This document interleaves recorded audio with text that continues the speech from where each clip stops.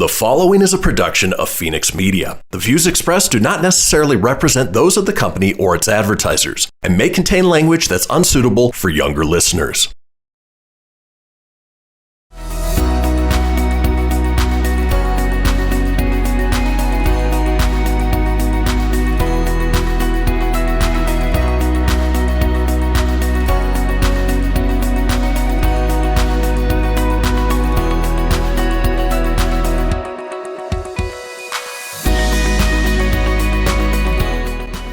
Welcome to the Dogish podcast, the only podcast dedicated to the dog parents and topics and events and personalities impacting their lives today.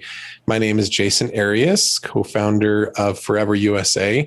We just launched a new series of books on Amazon, by the way. You did? Yeah. We took all of our rescue stories. We have 3 books from 2017, and we're getting ready to get 2018 and 2019 up too. Oh, I love that. Yep. And always, Sylvia, how are you? Hi. Dog mom extraordinaire. You're never going to get this right. Pet expert. You know what? I was actually listening to the other ones and I was like, I got this. And then we get into it and there's something when I'm reading, my brain frazzles. So I'm sorry. I'll get on top of this. Dog mom. Yep. Repeat after me. Ready? Dog mom professional. Nope. Dog mom. Listen, dog mom. Yep. Dog mom. Certified trainer. Pet expert. You got this. Dog mom extraordinaire. Sounds the same. I love it. All right, let's get into it. Today we had Dr. Lily Chen on. She's awesome. Amazing. I had a lot of fun with her. Integrative medicine. Yep. Jasen tried mansplaining. It's a whole thing. Okay. In fairness, I do apologize if it came off as mansplaining. Like I wasn't trying to talk to you about what crystals were. Like I can't tell you what crystals are. Okay, like, we're spilling all the tea. Let's just get into it. Let's go to it. All right. Welcome to the show, Lily. How are you today? Good. How are you doing? Not too bad. Do you have patients at the practice today, or is today? I have an appointment. Well, I've been doing house calls this morning. Okay. Fighting LA traffic. And I have just one more appointment after this. Oh, very good. Anything exciting? They're all exciting. They're all exciting. Good answer. There has to be some that stand out. I mean, there's always there's good days and bad days. Like we do the same thing with the photography stuff. Sometimes they're more exciting and we have 5 Labradors in the studio, and other days they're less exciting and it's a quiet basset hound that doesn't want to move. It depends on how you look at exciting, because exciting in veterinary medicine sometimes isn't very good things, or if we say interesting, that's also sometimes not very good. So sometimes a boring, nice day where all the pets are happy and they're being healed is a good day for me. That's a good day. So how much has your practice changed since, because I know working in the pet industry, there are so many dogs. And I went to go take my dog to the vet the other morning because he wasn't feeling well. And there was nowhere to take him. How is that affecting you?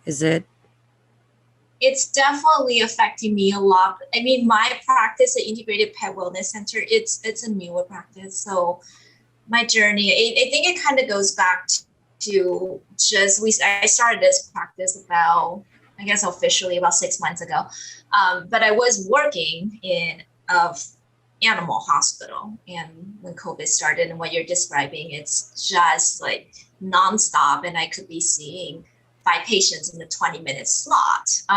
Whoa. And it's hard. It's hard because you come in and appointments are booked. And you have walk-ins, you have emergencies, you have people on the phone, a lot of questions, you have patients already in the hospital, and you're trying to juggle a lot of things all at once. So there's definitely been so much of that, across everywhere. I mean, internationally, I feel like I talk to colleagues in other countries and they're seeing the same thing.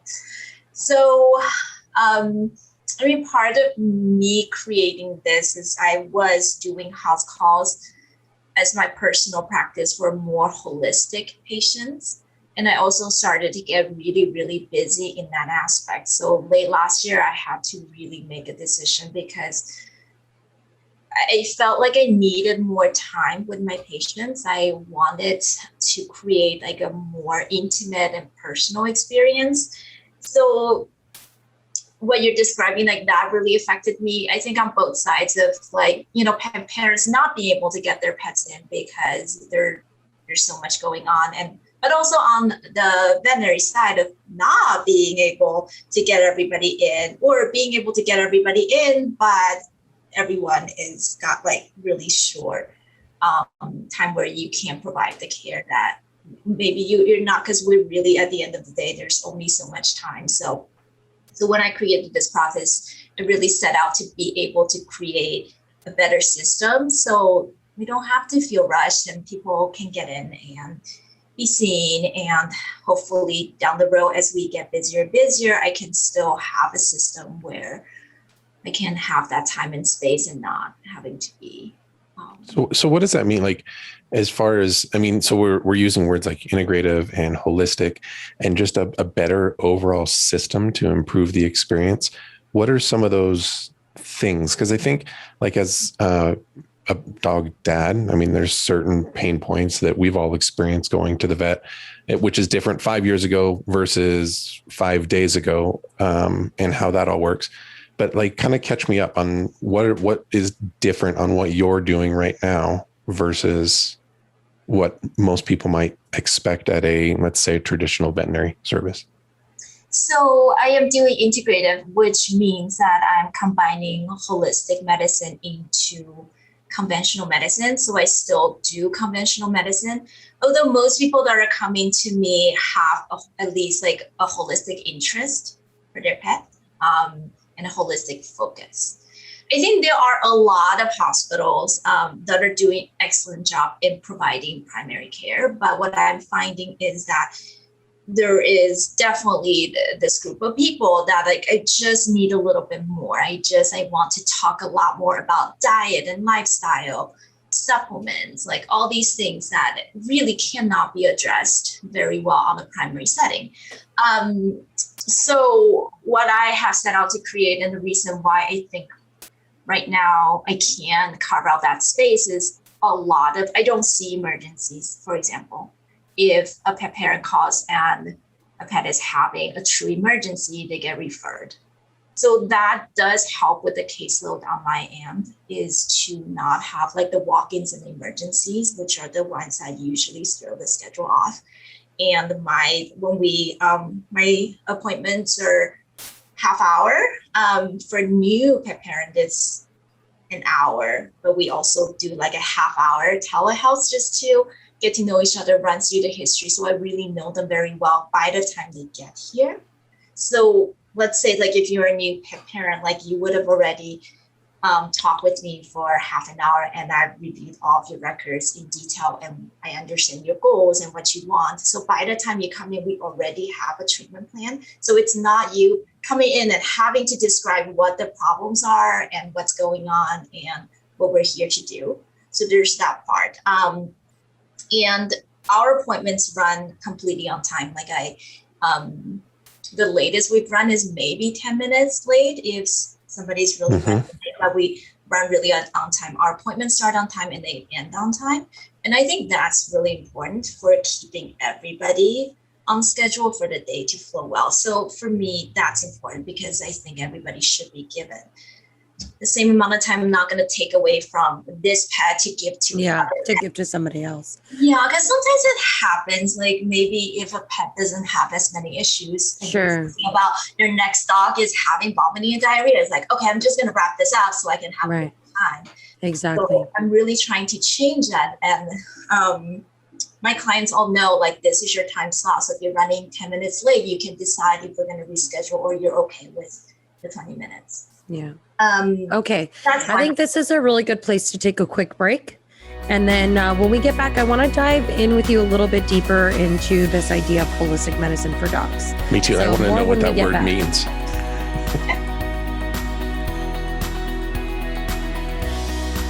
Allison is perfect. I mean, she'd never tell you that. She's humble and perfect. She likes everyone. She even likes her untidy roommate's weird guinea pig.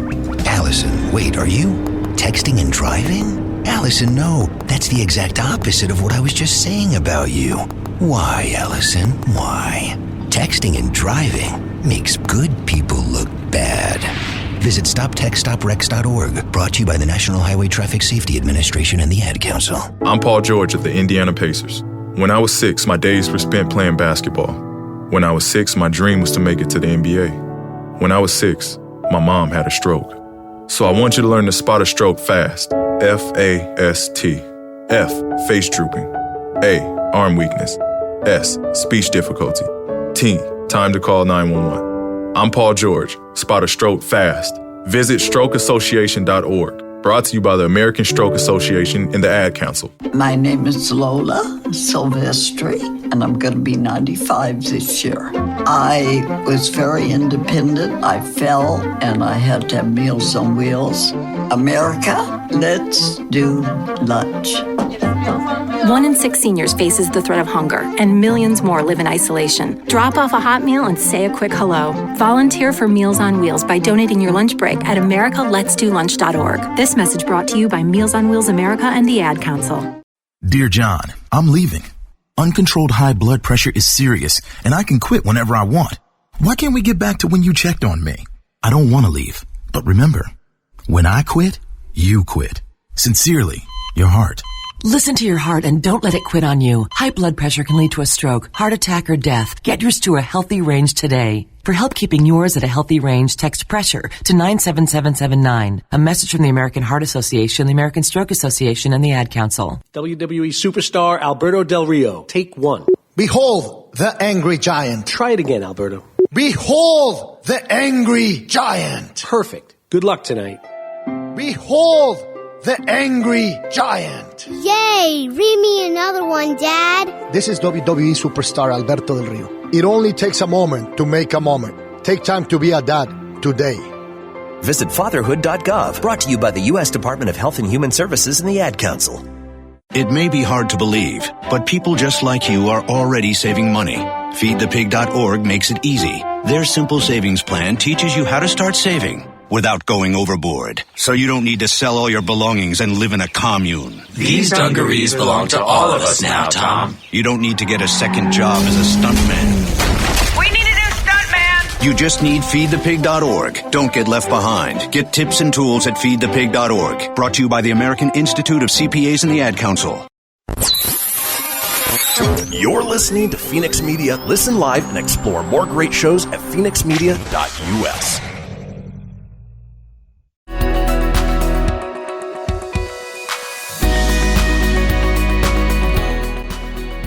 Okay, so we're back. So I can see where like you're really trying to remodel this whole idea of like what veterinary care looks like. And as a dog mom, I resonate so deeply with what you're saying, because it really does feel when I go to the vet, like I don't really feel like I have a veterinarian per se. Like there's just a hospital that I go to. Even though it's the same doctor that sees my dogs, I don't really have the opportunity to build a relationship with that doctor. You know, I did have an opportunity to build a relationship with a great vet, Dr. B, when I was working with my senior dog who passed away last year through some chiropractic care. So I'm a big believer in like holistic and alternative medicine integrated with Western medicine. I do that kind of care for myself, you know, like I integrate traditional medicine with other more holistic practices. So something that you said that really kind of like caught my ear that I'm really passionate about is you were talking about like nutrition, diet, supplements. Like how often do you address that with your clients? And did you take nutritional courses on top of? Because most vets have no idea about that kind of stuff. Yeah. So, so your question is about like how, so there were, I feel like there were a couple questions there. So I heard them all too. Mostly like, let's start aiming into nutrition and supplements because it's so important. And I feel like That's probably my biggest pain point with my clients when I'm working with them is like vets just have no idea about nutrition at all. I'm like, did your vet talk to you about immune boosters? And they're like, what's that? I'm like, oh no. So talk to me about like that kind of stuff and how that integrates into your more primary care. I talk about nutrition every client, every time. We start out, so any new patient that comes in, and the reason why I do that telehealth was that I found out through my experience is that there was no way that I can address everything in the visit that they come in. And so much of that is very personalized. So nutrition to me is very individualized. It's not, I don't have a blanket recommendation to be like, do this diet and it's fine, or do this brand, it's fine. Because you would feed a Chihuahua differently from a Great Dane. You would feed a puppy differently from a senior dog. You would feed, kidney issues, or if you're trying to prevent kidney issues, this breed is predisposed to stones and they run hot, they run cold, like all these things. So there's a very detailed, little form that I have them fill out that even tells me about their pet's personality. Do they like to be cool? Do they like to be hot? It goes into a lot of what we feed because foods have energetics, right? Like we hear about raw food and we hear about fresh food, and then there's kibbles and such. And they all have they all have energetics, and they can treat conditions. Food is medicine, and in my practice, that is the foundation for everything. So every patient, every time, almost we'll touch on diet. How's that going? If there's a condition we're treating, my first thing is to go to the diet and talk about what we're doing. And I can't tell you how many times just by changing the diet, it changes everything. My training in nutrition, so in vet school, basically nothing. So, thank you for saying that out loud, because so many people don't understand that. So all the pet parents, I feel like it's very true though. There's some training, but not a lot. I mean, you probably learn about as much about nutrition as you do about behavior, which is not a lot. One rotation, it's like 1 week rotation, and you have a very short course that is like 1 hour per week for 3 months in our curriculum. So, I mean, I am going to come on and say, like, I didn't feel like I was trained in nutrition at all. And then we are taught to kind of, even in vet school, to kind of be like, oh, these are the brands that are scientifically based, they're nutritionally complete, and these are great foods. And honestly, for years that I did that. But then I just started seeing a lot of issues. Like they didn't improve with this prescription diet.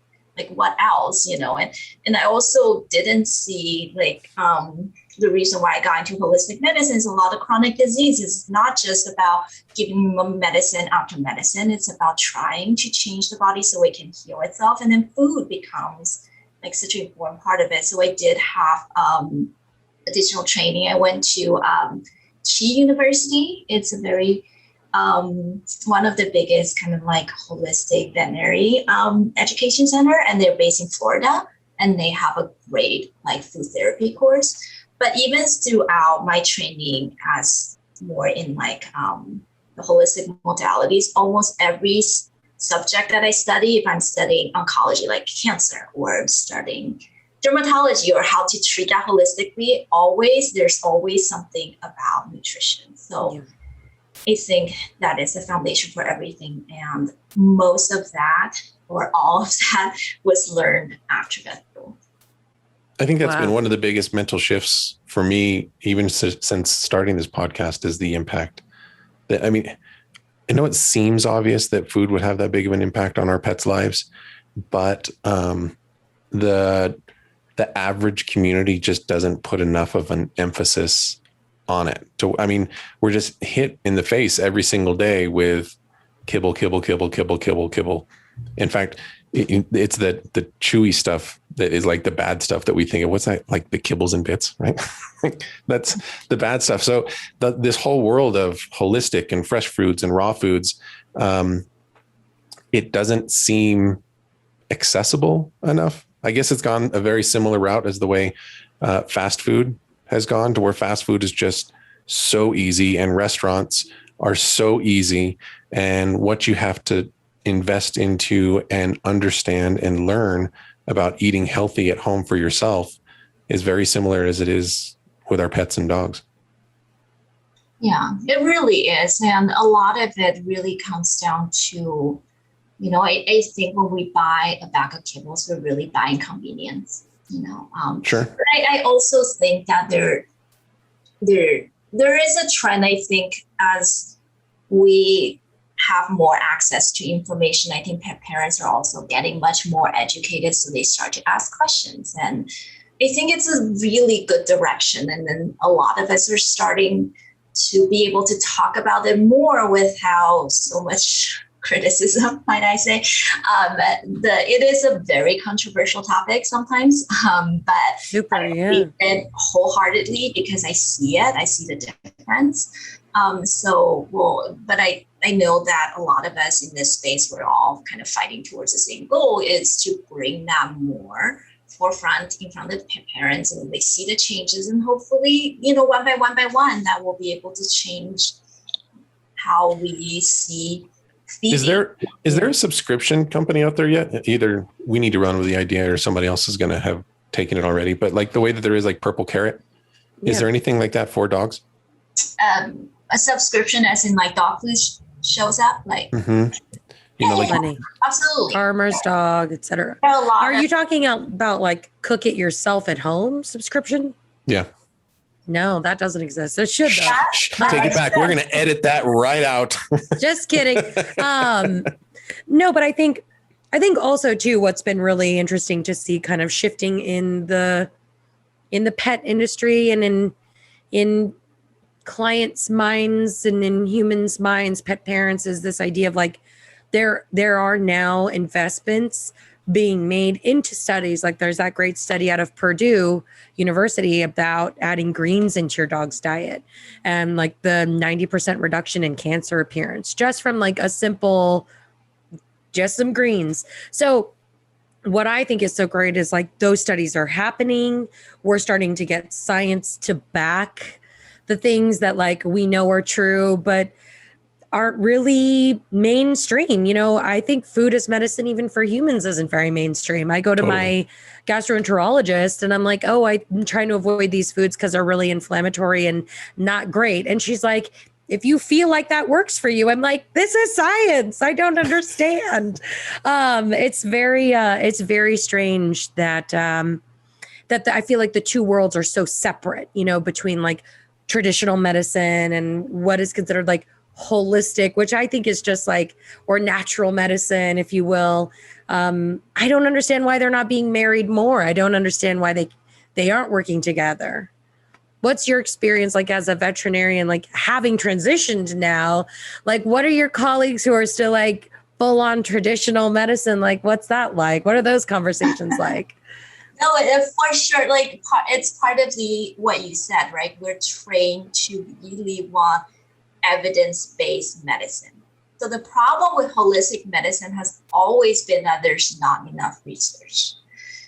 The problem with research, in my mind, my humble opinion, it's hard to get people to do those research for holistic medicine because there's no money in it. Who's backing it up? Like when you have a big study for a drug or a big company that provides food or something, like they can pay somebody to do the studies. And it's really hard, like I think for things in holistic medicine, you're trying to prove that, it goes into, I think, like economics of things and marketing and like what's in it for like you doing it out of the goodness of your heart and your time is not being paid for. And sometimes those are very realistic pieces, like who is going to spend the time running this study and cost huge amounts of money and gets nothing out of it. But I do think there's part of research. I don't know if I'm wrong, but I just felt like, how come there's not more evidence to support holistic research?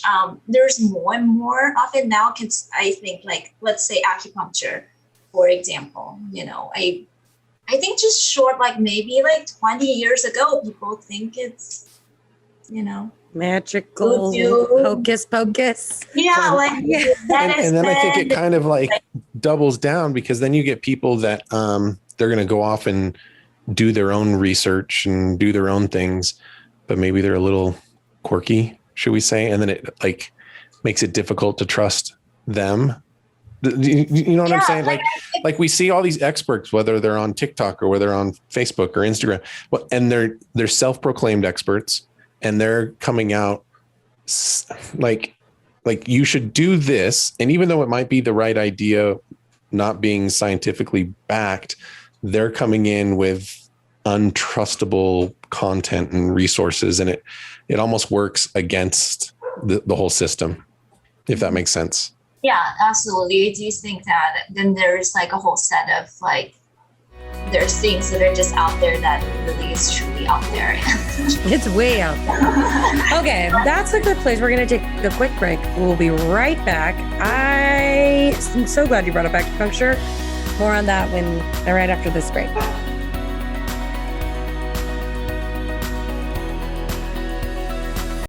This is Mario Andretti.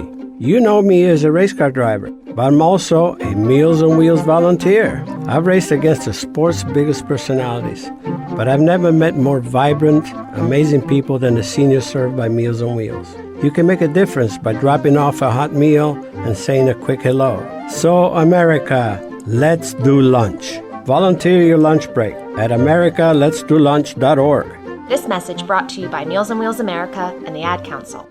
People been saying to your friend, get a different face, and posting on their feed, they're super ugly. The things they say to them online are cruel and they're not true. So tell your friend, I'll stand up for you. Don't worry, I know what to do. Know someone being bullied online? You can be a witness and make a difference by letting the world know it isn't cool and by letting your friend know you care. Learn more at eyewitnessbullying.org. Brought to you by the Ad Council. Hope you enjoyed your meal. And I just want to say, he's lucky to have a brother like you. Lucky? Caring for my brother is far from easy. But he's a part of me, like my arms and legs, so I'll be his. No time for tired. Nothing can disable this love. He needs me, but I'm the lucky one, even though I need help now and then. If you're caring for a loved one, visit aarp.org/caregiving for care guides and community. Support for your strength. Brought to you by AARP and the Ad Council. I spend a lot of time in the backyard, and I'm the center of attention at summer barbecues. In '96, I made some of the tastiest s'mores. And in '09, it was me, your backyard fire pit, that accidentally started a wildfire when a summer breeze carried one of my embers into some dry brush. Spark a change, not a wildfire. Visit SmokeyBear.com, brought to you by the U.S. Forest Service, your state forester, and the Ad Council. Only you can prevent wildfires. My name is Lola Silvestri, and I'm going to be 95 this year. I was very independent. I fell, and I had to have Meals on Wheels. America, let's do lunch. 1 in 6 seniors faces the threat of hunger, and millions more live in isolation. Drop off a hot meal and say a quick hello. Volunteer for Meals on Wheels by donating your lunch break at americaletsdolunch.org. This message brought to you by Meals on Wheels America and the Ad Council. Hey everyone, let's all stop what we're doing and take a moment. You see, every moment can be kind of special. But they can be loud moments, goofy moments, dorky moments, it doesn't matter. Because every time dads like us take a moment like that to spend with our kids, well, it's pretty momentous. So let's take a moment to make a moment. Call 877-4DAD-411 or visit fatherhood.gov. Brought to you by the U.S. Department of Health and Human Services and the Ad Council.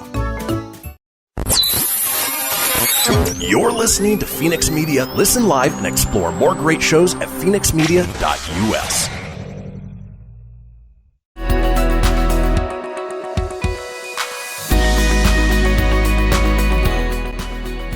Okay, so right before the break, we're back, by the way. Everyone, welcome back. Welcome back. So right before the break, Lily kind of touched on the idea of acupuncture a little bit. I am a huge believer of acupuncture medicine. I use it for myself. I've put my autoimmune disorder into remission 3 times using acupuncture, which is something that my traditional doctors told me I would need pounds of steroids to do. I'm still steroid free. But what I think is really interesting about acupuncture for dogs is they can't talk to us. So there's no such thing as like placebo effect, which I know is like the big thing for acupuncture. Is like, oh, it's the idea that it's working for you, this placebo effect. But dogs don't understand placebos. They just understand the difference between like being uncomfortable and then not being uncomfortable anymore. So do you offer acupuncture in your practice? Are you a practitioner? Yeah, I'm certified in acupuncture, and acupuncture kind of built my practice and built me into a holistic doctor. So how do you get them to sit still? Hadi, that's one of the most common questions. They do. Most of them do, like, because the needles, once they go in, have a relaxing effect. It's very relaxing. Usually the smaller ones are harder. Like the smaller pets you get, the harder it is to get them to hold still. And I think they're just not wired that way. It's like, why am I just standing here? But a lot of my patients, they would lie down, and some of them just go to sleep. Wow. Like I go to sleep. My acupuncture appointments are like my built-in weekly naps. I'm like, I'm going to go take my nap today. See, our audience has to be getting a fairly clear picture between you and I right now. Like you're like acupuncture and like all of like I'm the, and like not the anti-holistic guy, but I'm not doing the holistic stuff. Listen, right? Jason's very I'm meat not and into potatoes. psychics. Jason's very meat and potatoes. Acupuncture, never done that. I don't even like massages, to be honest. And what? So, I literally just had a massage last night. Like literally hit the chiropractor and be the massage therapist yesterday.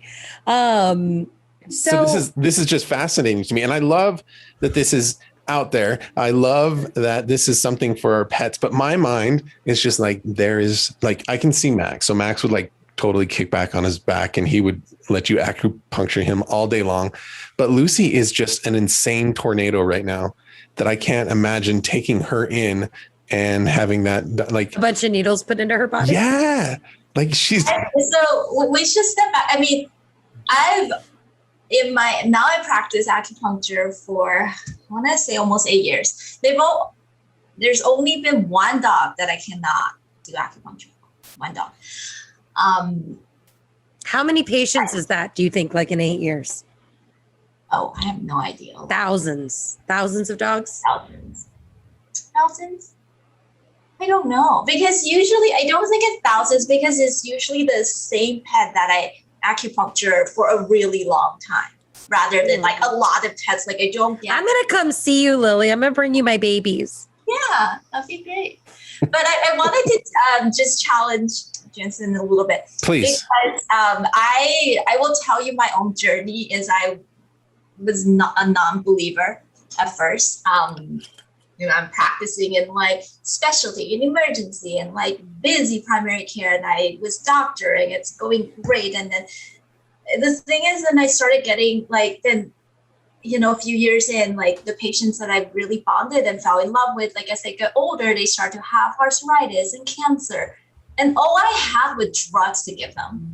Yeah. And they just didn't get better. Like, and then I've had to like euthanize pets because they couldn't get up, or, they have arthritis issue. It was like breaking my heart. And that's why I started this. And also around the same time, my personal journey was I had this, when I get into like maybe the zone of like too much personal detail, but not at all. Not on this show. I'm already crying. Since I was little, or since not like that little, but I've always had like bad menstrual cramps, like to the point that it's hard for me to function as a human being the first day or two of my period. Like always had it. Relatable. Yeah, and then my doctor, I've seen different doctors, and like they could never find anything wrong. You're like, you're healthy. There's nothing wrong. Just take Advil. Just take Advil. Just take Advil. And then everybody was like, oh, and then take Advil like 2 days before you think your period's coming, just to prevent the inflammation. Isn't Advil really bad for your liver? It's Like so if you're bad. just It's so bad, but that was the only. And now they've proven. I And now ibuprofen, they've proven causes blood clots. It's like, it's super cool. Like, sweet. yeah. it's I've the gone through best. phases of my life of eating that stuff like The candy. best. All right, so go on, Lily. Right, so I would be like popping Advil just to be able to function. And then I get to like childbearing age and I want to start a family. I was like, and I intuitively, I'm like, I want to get my body as healthy as possible. So I'm like, I'm not going to do this anymore. So I'm like, I'm going to try other things. And I saw an acupuncturist. He like put needles in. And that month I was 70% better. So part of me was like placebo effect, but I'm like, I don't care. It's working. I don't care. It's placebo, whatever. But I was actually a non-believer. I was like, it's not going to work. But I tried it. I was like, but I didn't think it was going to work. And it still worked. And then I got on herbs and I had like one more treatment. And I was on herbs for like 3 months and I never needed Advil again. So I'm like, whoa. So, and that's when I started looking into it for pets because I'm like, there's something here. Like I needed to explore. But even when I finished my training and I started putting needles, like I would say for the first year, I was still very skeptical. I was like, this isn't going to work. Like, how's like these little things going to like change anything? And it's that case when a dog comes in and mom is in tears, like, you know, my dog can't get up. I think it's time. And I'd seen this dog like wagging the tail and just like not ready. I'm like, can we just try? Let's just try. I mean, what's the worst that can happen? It doesn't work.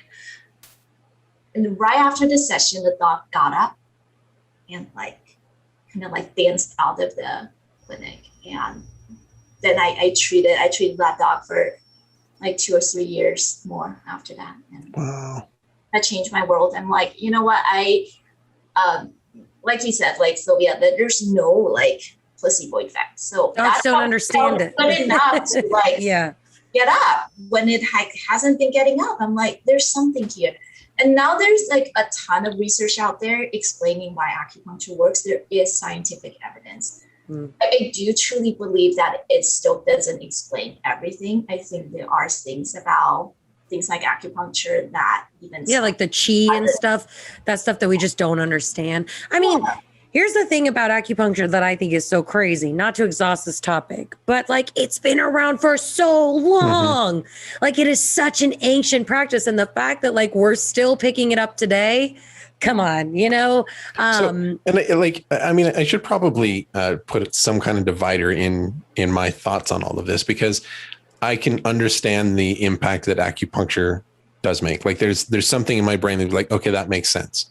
But I also see where a lot of this stuff, and I'm not saying that I have no idea if you would suggest this or not, Dr. Lily, I don't know, but like other people are like, oh no, you need this special crystal and you recharge it in the moon and you're going to put that in your window. Like that kind of stuff is where it loses me. So diet, to me, it's sad that diet is even included in holistic medicine.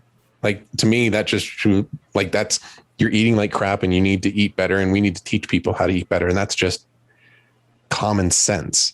So it's like this whole idea of holistic is so vast and it gets like so many things that are really put into it to where I don't think diet should be in there because diet to me is overly obvious. But then you can make the argument for like, is chiropractic care not holistic then? Is acupuncture not holistic then? Because there's science to back that. I mean, I think I don't even know what you would define as being holistic. Oh, right. That's what I was going to say. Maybe we can come back to my definition. And I wrote a blog about it. Holistic medicine, at least in my mind, is a medicine for the whole body. For the body to heal. And holistic medicine under the whole umbrella of holistic medicine includes your conventional medicine. Like even if you're taking drugs or you're going through surgery, you are, doing your conventional therapy. To me, that's part of holistic medicine. Practicing holistic medicine to me just means that you're taking care of your body as a whole. So exhausting all options. I would fall under it. But you're including the opportunity for additional tools to make a difference.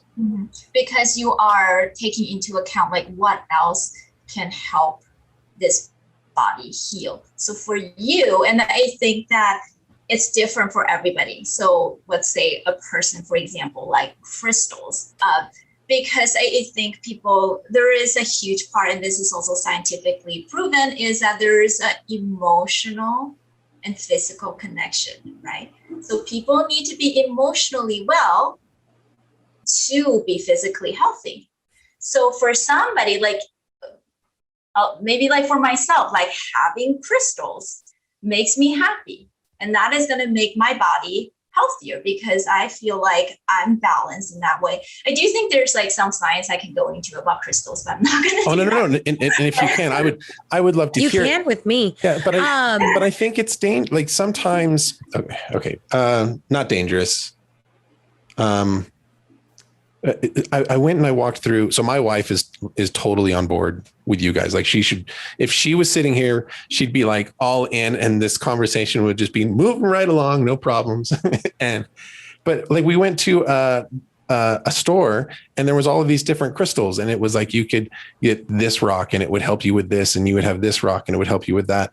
And this is where, to me, the placebo effect totally buys in. Like if I would love to sit with anybody that could actually tell me which rock is in the room with them and whether it's there or not. Like that's kind of how my brain.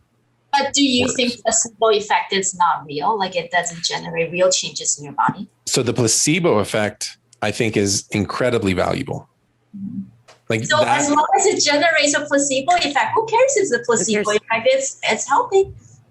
As long as it's affecting the mind, body, and spirit, then that's holistic medicine. It's everything. It's tapping into all parts. What I love about this conversation, and we have to take a quick break. And I'll say when we get back. All right, time out. Okay.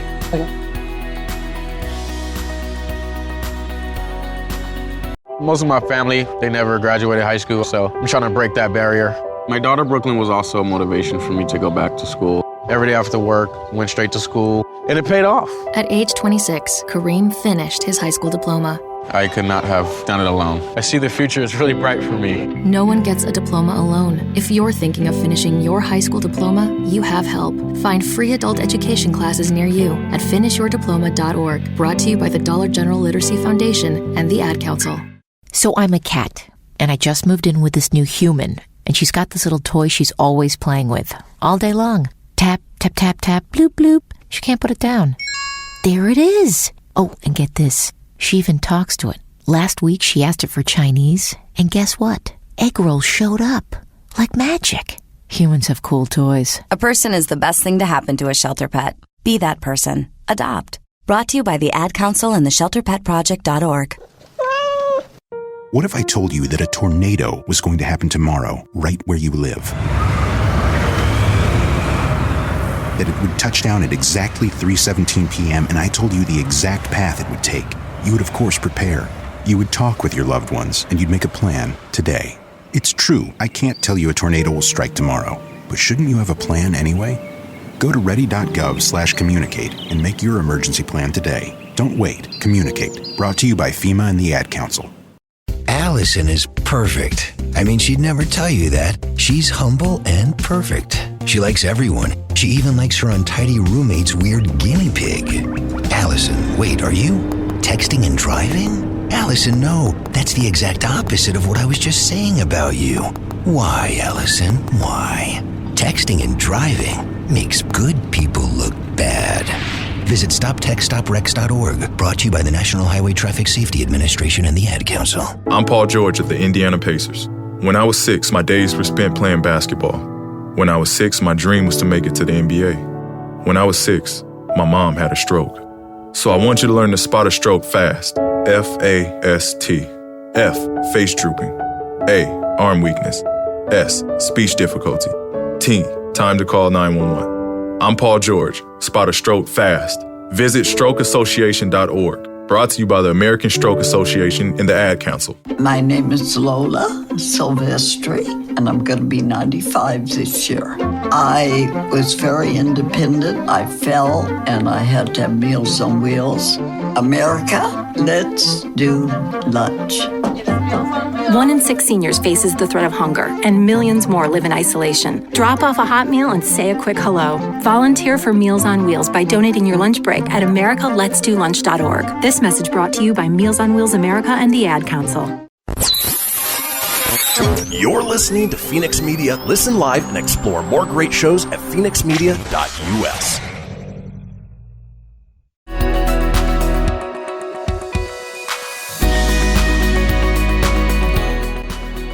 We're back. What I love about this, drink your kombucha. I ramble, so be comfortable. Hey, what I love about I actually have crystals here in the room with me. Do you guys have crystals? Of course you do, because absolutely. Okay, just checking. Like so many. Just checking. Sweet. Yes. Lily was like, he's messing with my crystals. She's like, don't even talk about my crystals. No, but what I love about this, Lily, is that, and this is where I always struggle with my clients who really lean, because as a dog trainer, I am just a dog trainer, and there's so much that I have to just be like, hey, you gotta, this is not my realm. I'm not a medical practitioner at all. I've taken a lot of nutritional courses, so I can guide in the nutritional realm for dogs, but I'm not a doctor. You got to go to the vet. And my clients who lean really heavy into traditional medicine, I feel like it's always kind of a struggle, because I do feel like veterinarians who are scientifically and medically trained have a hard time looking outside of the scope of medication, chemotherapy, like those sorts of things. They rely solely on that to solve the problem, even if it's not solving the problem, like prescription diets, even if they're not solving the problem. So what I love about having this conversation with you is that our listeners get to hear someone who does have that very, very medical background, who also sees the value in something not quite so medical as being useful for their pets. Because I have a lot of clients who are afraid to take that jump into just trying acupuncture for pain management or regular chiropractic care for their pets. Do you do chiropractic care, by the way? I don't do chiropractic right now, but I will say I had more exposure to that when I was in primary care of different people, because right now in my practice, basically the clients are self-selecting. By the time they already get to me, they want this. Mm. But before, in primary care, it was part of my pitch was that, hey, let's try acupuncture, because if it doesn't work, it just doesn't work. There's no harm, no side effects. There is financial commitment. That's really the only thing. That's an investment you have to put out. If it doesn't work, then yes, it costed you some money. But what if it does? What if it can make your pet more less painful and more comfortable? What happens if we can help with this cancer? Are you willing to just try, knowing that there's really no side effects? And there are still some people that are just don't know. But most people are okay, let's give it a try. And that's really when I am able to see that transformation of people seeing a difference and then turning their mind and be yeah, there's something to that. So I enjoy that process too. And to be clear, I think there's something to a lot of it. I'm not trying all to of a sudden. I mean, you got a long way to go to get me on the crystals type thing. And I'm send me some information. I would love to know more about it. But like I said, I think acupuncture is great. I think massage therapy is great. All of those things, I really do get it. And I do mentally value the placebo effect, all of that. And I really, really appreciate that there's other solutions and other opportunities for people to get involved with their dogs, with their own healthcare, to really try different things, because the financial side of traditional medicine is become so overpowered that I don't know if we have any idea if it's in our best interest or not. And here's something cool that probably a lot of people don't realize is most pet insurance want to cover holistic treatments. I have Lemonade for my dogs. I used to have Prudent Pet. both of those insurance policies cover holistic care, from chiropractic care to physical therapy to acupuncture.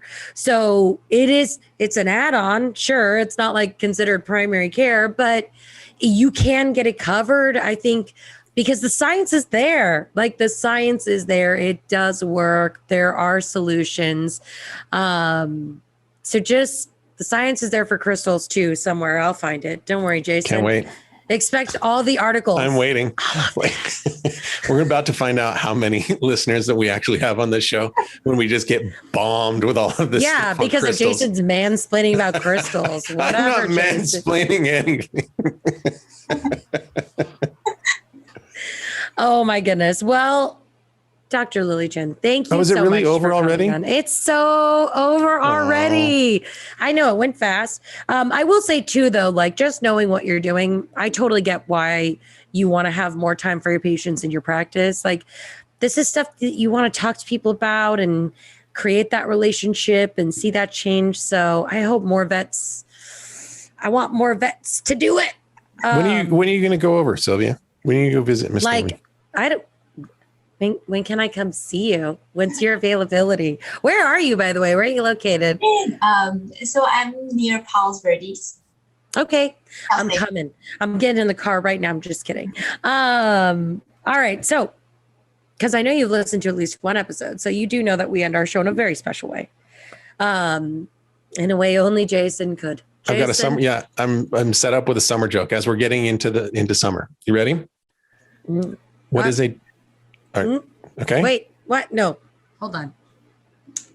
I just want to, maybe I'll do a spit take. So I know, okay, it's not that. I don't think it'll be that funny. No? Okay. No. What's a dog's favorite kind of ice cream? Popsicles, of course.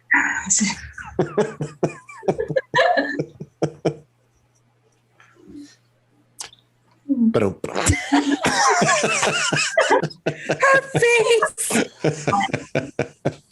She's all. Is that considered ice cream?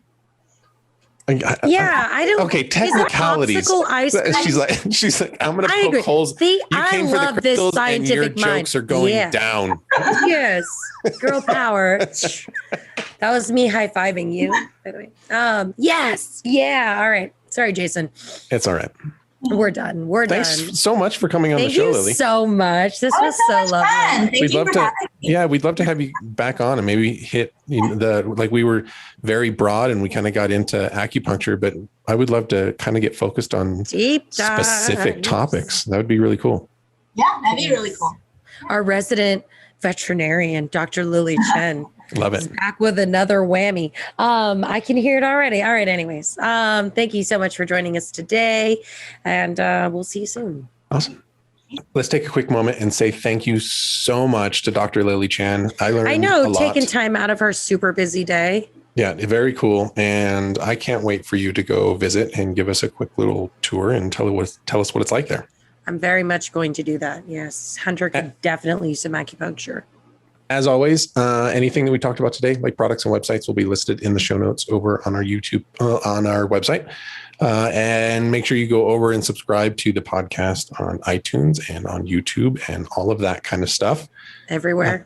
And then reach out to us. Like, people have been doing great reaching out and letting us know if there's a topic or a personality that they would love for us to have on the show.